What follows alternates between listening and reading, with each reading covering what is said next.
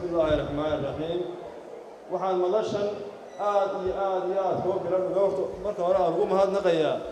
dhammaan haweenweynaha reer Burco odayaasha dhalinyarada iyo bulshada magaranaysa madashan isugu timi oo aan leeyahay hambaliyo runtii waxaa muujisay geesinimo waxaa muujisay hiilkii Burco lagu yaqaanay waxaa muujiseen geesinimadii iyo haladaygii iyo garashadii reer Burco awalba lahaydeen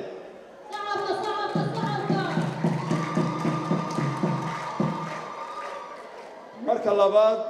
waxaan aad iyo u hambalyeeyaa labada musharax maxamed ismaaciil ibraahim maxamed dable mayorka magaalada Berbera ee mustaqbalka insha Allah iyo injineer maxamed jaamac riibaan oo isaguna ah musharaxa golaha wakiilada ee gobolka Saaxil hal waxaan leeyahay musharaxiinta hal waxaan leeyahay dhammaan bulshooyinka labada musharax soo xulatay hal waxaan leeyahay reer Burco musharaxiinta waxaan leeyahay waxaad tii laba magaranaysa mas'uul oo nasiib badan waxaan nasiib u hesheen oo nasiibku Ilaahay idin siiyay in deegaankii aad ka tirsanaydeen min Hargeysa ilaa Burco dadkiina ay idin heelayihiin oo ay idin leeyihiin gacmo furan iyo qalbi wanaagsan ku soo dhawaada hambariya markaa ilaahay labada musharax